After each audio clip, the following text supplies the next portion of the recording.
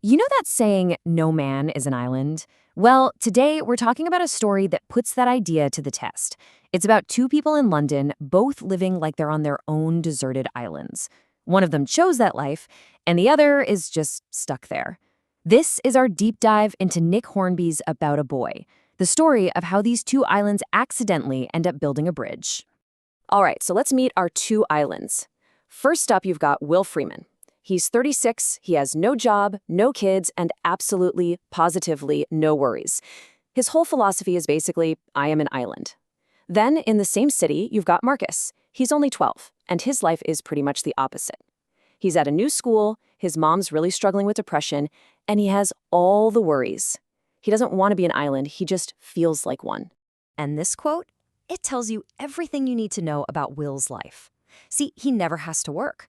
His dad wrote this super famous Christmas song years ago, and Will just lives off the royalties.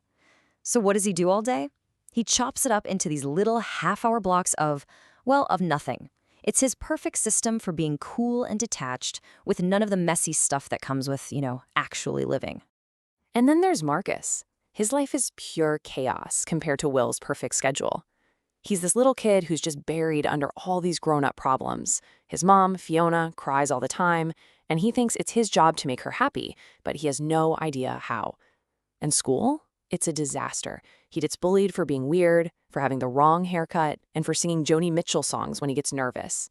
He is just a total island of anxiety. So Will gets this idea in his head.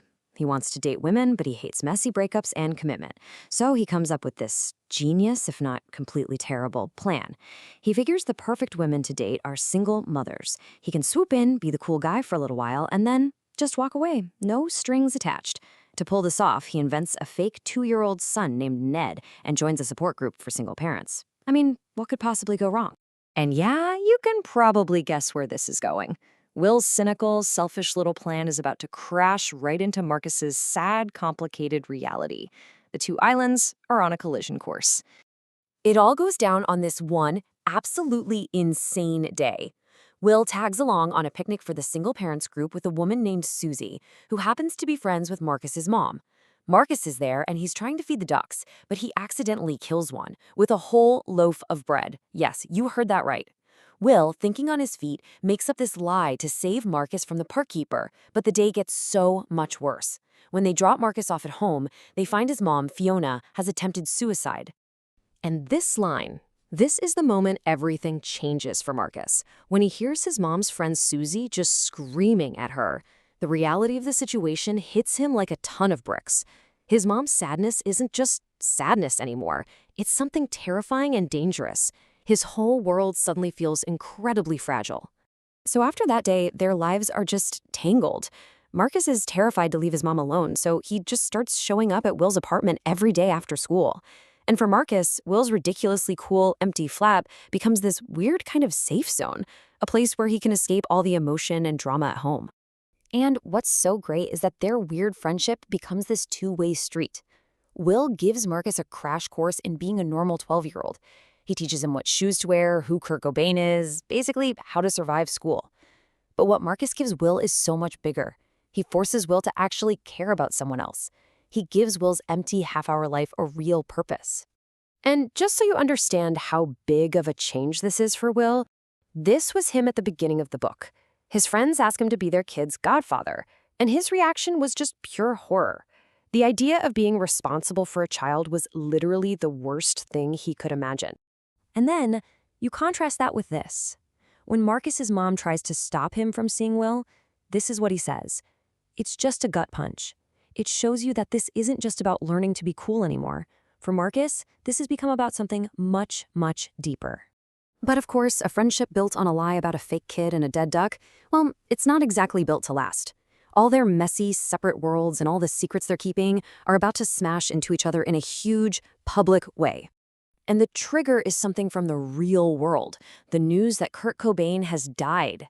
This absolutely devastates Marcus's troubled new friend Ellie. That leads them on a road trip to find Marcus's estranged dad. And the whole thing ends with a grieving, angry Ellie smashing a shop window. Which leads us here, a tiny, cramped waiting room in a police station. And just look who's in there.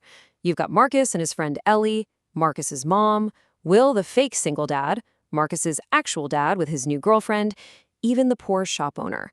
It is an absolute pressure cooker of everyone's separate lives crammed into one little room. And in that room, everything just explodes. The lies fall apart, the painful truths come out. Will has to admit he doesn't have a son. Fiona has to face how much her son has been struggling. The old dysfunctional foundations that they were all living on, they just crumble away. So, if the story started with these two lonely islands, where does it end?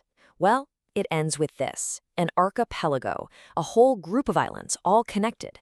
They're not alone anymore. So what did everyone learn from this total meltdown? Well, Will discovers he's actually capable of caring for people and even falling in love. Marcus learns the biggest lesson of all, that just having one person isn't enough. You need a network, even a weird, flawed one like his. And Fiona realizes she needs to actually see her son, not just her own pain.